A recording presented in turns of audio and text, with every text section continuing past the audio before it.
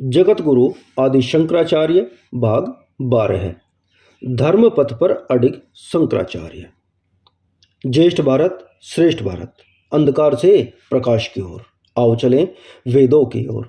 मैं मुकेश आर्य।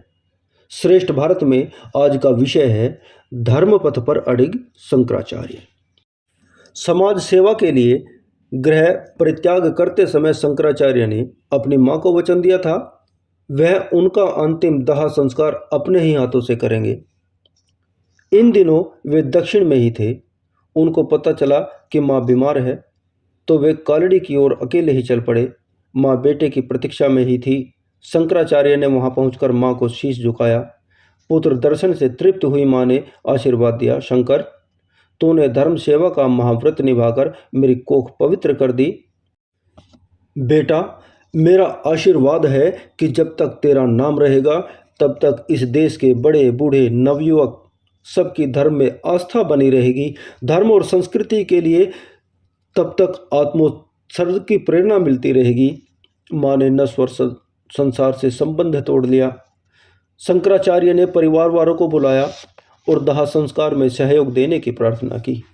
कुटुंबियों ने कहा, सन्यासी को दाह संस्कार करने का अधिकार नहीं है। आप यह कार्य नहीं कर सकते, अन्यथा हम सहयोग न देंगे। शंकराचार्य ने कहा, कर्मकांड और तत्व संबंधी विधि विधान केवल मानवीय सुविधा सुव्यवस्थाओं के लिए बनाए गए हैं। सन्यासी प्राय परिवारजक रहते हैं, इसलिए उन्हें अपने कुटुंबियों के संस्कार आदि करने की सुविधा नहीं रहती। इसी से इस प्रकार की व्यवस्था बनाई गई कि सन्यासी पारिवारिक कार्यों से मुक्त रहें। पर यह केवल लोकाचार मात्र है, भावना उनसे ऊपर है। मेरी माता की आकांक्षा थी कि मैं उनकी अग्नि संस्कार करूं। मैंने वचन भी दिया था, माता की आज्ञा तथा आकांक्षा का मैं उल्लंघन नहीं कर सकता। रीति रिवाजों की व्यवस्था भावनात्मक आदर्शों से ऊंची नहीं हो सकती और न उसे इस तरह के प्रसंगों में बाधक ही बनने दिया जा सकता। मैं अग्नि संस्कार अपने वचनानुसार स्वयं ही करूंगा।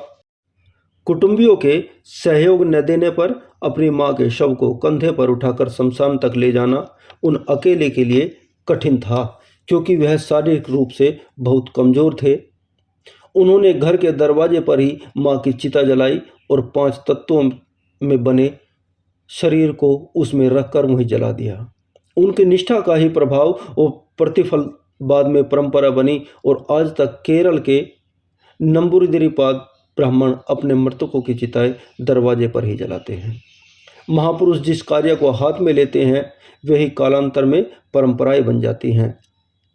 युग निर्माण शंकराचार्य ने सत्य, अहिंसा, उच्च विचारों और मानवीय मूल्यों को उच्च स्थान पर प्रतिष्ठित, विरोधियों पर विजय प्राप्त की।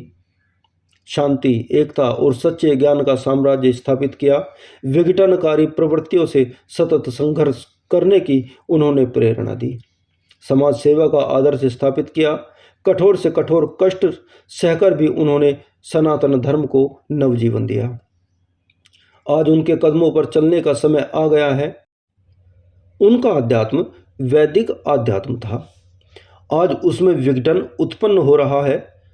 उन अनास्थाओं और सामाजिक बुराइयों के धार्मिक आडंबरों को, रूढ़िवादी मान्यताओं को, अधार्मिक परंपराओं को मिटाकर धार्मिक संस्कारों के प्रत्यावर्तन द्वारा ही उन महापुरुषों के प्रति श्रद्धांजलि व्यक्त कर सकते हैं।